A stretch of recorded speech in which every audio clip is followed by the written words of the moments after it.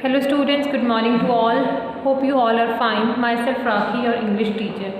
Dear students, as you know that we are reading chapter number 10, Mother Wolf Saves Mowgli. और अभी तक हमने क्या पढ़ा है स्टोरी में हमने ये पढ़ा है कि जब फादर वुल्फ अपने पूरे दिन के आराम के बाद शाम को 7 बजे उठते हैं तो वो क्या बोलते हैं कि अब किस चीज़ का टाइम हो गया है, अब शिकार करने का टाइम हो गया है। और मदर वुल्फ भी वहीं पे अपना बड़ा सा बिग ग्रे नोज जो है वो ड्रॉप करती हुई हिलाती हुई अपने 4 कप्स के बीच से उठती है। ठीक है, तभी वहाँ पे फादर वुल्फ को क्या सुनाई देता है? फादर वुल्फ को घाटी में, अंधेरी घाटी में जो नदी की ओर, छोटी सी नदी की ओर जा रही होती है, वहाँ पे कंप्लेनिंग सी, शिकायत भरी, ड्राई सी और गुस्से वाली दहाड़, चीखने की आवाज़, शोर की आवाज़ सुनाई देती है, दहाड़ सुनाई देती है। और वो किसकी होती है? वो टाइगर की होती है जिसने अभी तक कुछ नहीं खाया होता है। और वो कौन होता है? उस टाइगर का नाम था शेर खान। ठीक है, तो तभी मदर वुल्फ कहती है कि आज ना तो बुल्क, ना ही तो बैल है और ना ही मेल डियर है, ना मेल डियर है जिसका शिकार शेर खान आज करेगा। वो पक्का ही किसका शिकार कर रहा है? वो एक आदमी का शिकार कर रहा है। It is a man. Okay, तभी ये सुन के जो है वो जो फादर वुल्फ होता है वो अपने दांत दिखाते हुए बोलता है, अ मैन? क्या हमारे यहाँ पॉन्ड में जो इंसेक्ट्स हैं, बीटल्स हैं और जो मेंढक हैं वो ख़त्म हो गए हैं, जो ये मैन का शिकार कर रहा है और वो भी हमारी ज़मीन पे? बेटा हमने यहाँ तक पढ़ लिया है, आज हम इसके आगे रीड करेंगे। The page, the law of the jungle which never orders anything without a reason, forbids every animal to eat a man. तभी फादर वुल्फ कहते हैं जंगल का जो कानून है, लॉ ऑफ जंगल, जंगल का जो कानून है वो किसी को भी बिना किसी कारण के कुछ करने की इजाज़त, परमिशन नहीं देता है।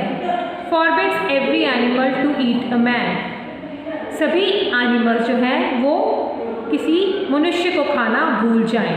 forbids every animal to eat a man, कि जितने भी जंगल में जानवर हैं वो किसी भी मनुष्य को खाना जो है वो भूल जाएं, कि उनको इस चीज़ की परमिशन जो है वो जंगल का कानून नहीं देता है कि वो किसी मनुष्य को खा सके। The reason the animals give among themselves is that a man is the weakest and most defenseless of all living things and it is not courageous to touch him. और इसका जो रीज़न है, इसका कारण जो है वो एनिमल्स अपने आप में क्या देते हैं कि जो मनुष्य है वो एक बहुत ही कमज़ोर और अपनी सुरक्षा ना करने वाला जीव है। ठीक है, जो मनुष्य है वो बहुत ही कमज़ोर, वीकेस्ट का मतलब कमज़ोर और डिफेंसलेस मतलब अपनी सुरक्षा ना करने वाला एक जीव है। And it is not courageous to touch him, और ये कोई साहस की बात नहीं है कि उसे टच किया जाए, क्योंकि ना तो वो अपनी रक्षा कर सकता है और वो बहुत कमज़ोर है, तो इसीलिए ये कोई साहस की बात नहीं है कि हम उसे टच करें, मनुष्य को टच करें या उसका शिकार करें।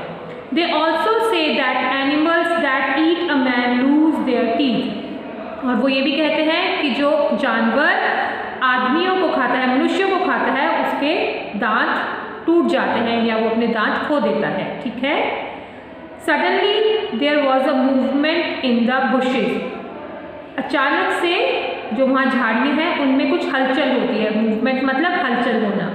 Father wolf got defensive, father wolf got defensive, तभी जो फादर वुल्फ हैं वो थोड़े से रक्षात्मक पोजीशन में आ जाते हैं।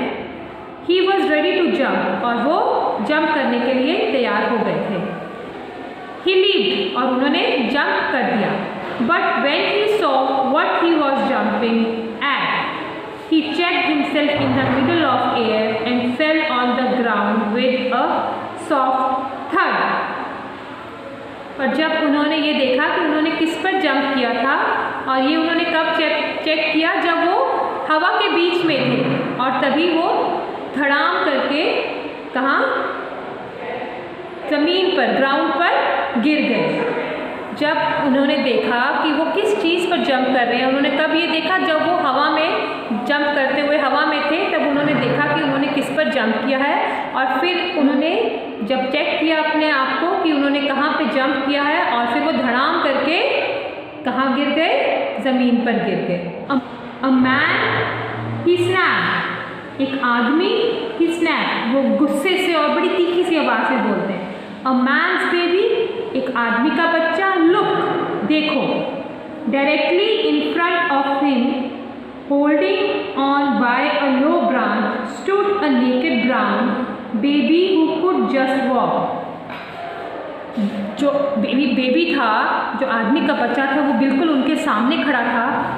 किसके सामने? फादर वुल्फ के सामने खड़ा था। Holding on by a low branch, और अपने हाथ में पेड़ की जो सबसे नीचे वाली टहनी थी उसको उसने पकड़ा हुआ था। You can see in the picture here.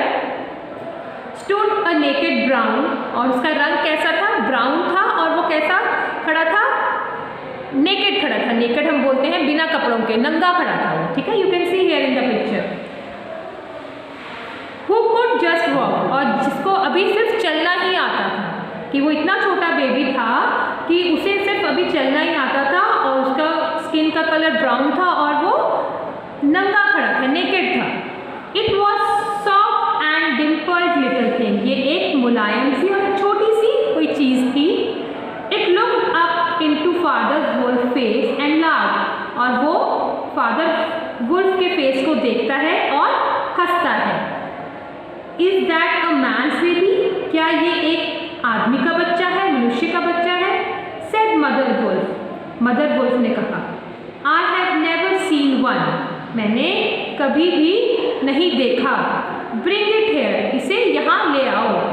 Father wolf closed his jaws around the baby's back, father wolf closed his jaws around the baby's back and carried it to the cave. Father wolf जो है अपने जबड़े को baby के पीठ के ऊपर लगा के उन्हें कस के बंद कर लेते हैं और उसको अपनी गुफा की ओर ले आते हैं, ठीक है। जैसे एनिमल्स अपने बेबीज़ को उठाते हैं, अपने जॉ में डालते हैं, अपने जबड़े में फंसा लेते हैं, वैसे ही फादर वुल्फ ने एनिमल, ये जो मैन बेबी था, उसको उसकी पीठ से पकड़ लिया, अपने जॉ की ग्रिप जो है उसकी बैक में बना के उसको अपनी गुफा तक, अपनी केव तक ले आए। राइट बेटा?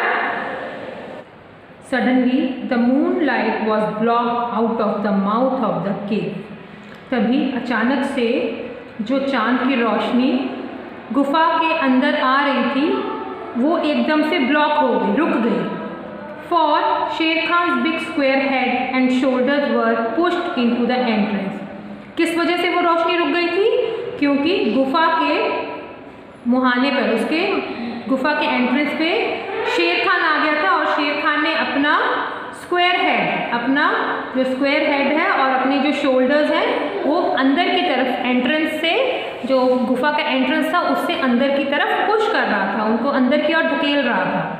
Give the baby to me, Shere Khan ground, और तभी शेर खान जो है वो रफ सी दहाड़ता हुआ बोलता है, give the baby to me, मुझे बेबी दे दो। Give the baby to me, Shere Khan ground, शेर खान गुस्से भरी और रफ सी सूखी सी दहाड़ लगाते हुए बोलता है कि मुझे बेबी दे दो।